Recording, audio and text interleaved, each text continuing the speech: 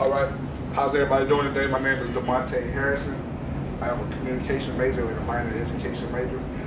Today I will be discussing Louis Armstrong. How many of y'all know about Louis Armstrong and who Louis Armstrong is? Have anyone ever heard of Louis Armstrong before? Yes. Do y'all know what sets him aside from different jazz musicians? Does anyone know? The way that his jaws No. when he blows. Yeah, that's true. But what sets Louis Armstrong aside? First of all, I'm gonna take a minute just talk about Louis Armstrong, and then I'm gonna give the details on the individual. What sets him aside is before Louis Armstrong came along, jazz had more of a conservative sound to it. It was something you used for like relaxation. It wasn't like a jump up and down funk type of music. It was more used for conservative purposes, if you will. When Louis Armstrong came along, Louis Armstrong gave it a more of a soul feeling, more of something that makes you want to snap your fingers, makes you want to bob your head type feel. So with that being said, we're gonna get into Louis Armstrong as a person. Louis Armstrong was born July 7th, 1971. July 7th, 1971. 71. 1971. I believe it was 71. My baby was born in 72. My sources were good there. Anyway, he what was I gonna say?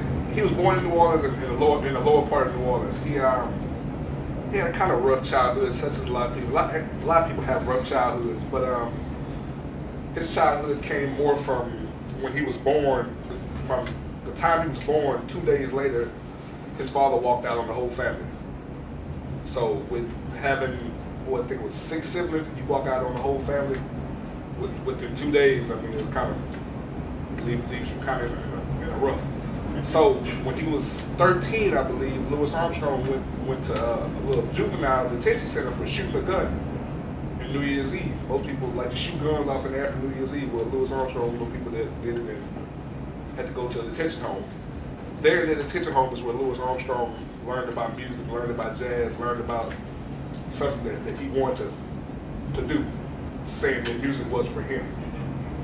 Louis Armstrong began to take trips, get to, I guess you could say, networking with different people, and here's when you come into time with the top 5, his hot 7s. These are his previous groups before he became the Satchmo, as if we all know.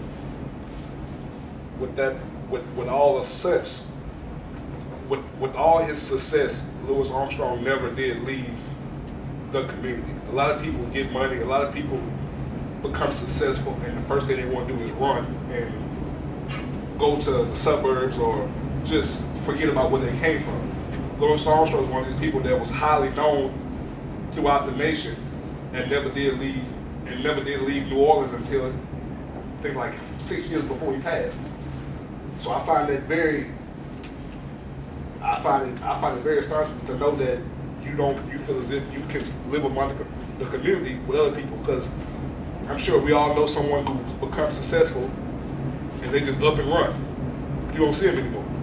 But at the times where they need help, where they need support, they're always in your face, they're always down in the hood, they're always shaking hands and politicking, but when they make it, it's like they kind of run. So Louis Armstrong's one of those people that did not run. You've seen him at the grocery store, you've seen him at your neighborhood, Piggly Wiggly, whatever you want to call it. But Louis Armstrong, before he passed, he was more than well known. Well known is an understatement. Just from the simple fact of how he progressed jazz music as a whole. So, I say that with such being said, he died at the age of 65, I believe, and was actually buried right outside of Queens, if I'm not mistaken. My sources say Queens. So I'm gonna try to play a little snippet for y'all, and maybe y'all will kind of hear what Louis Armstrong music is about. If I can get my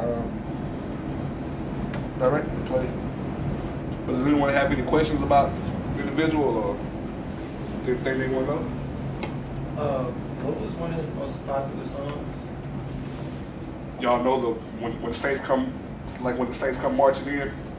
Yes, when you all can sing this. Saints go marching in. And this is actually the one I have right here, actually. Believe it or not. And you'll hear like more of that New Orleans, like, you know what I'm saying?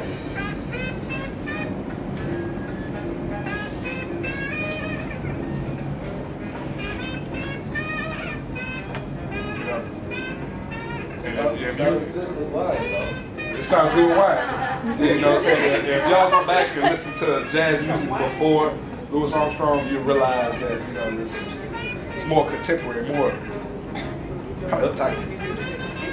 So, with such being said, What made this song so popular? if you know anything about New Orleans, you know they're very, very religious faith. Catholic being such, they're your saints. So saints are someone who they think highly of, and they just want to say when the saints come marching in. Okay, thank you. Thank you. Okay.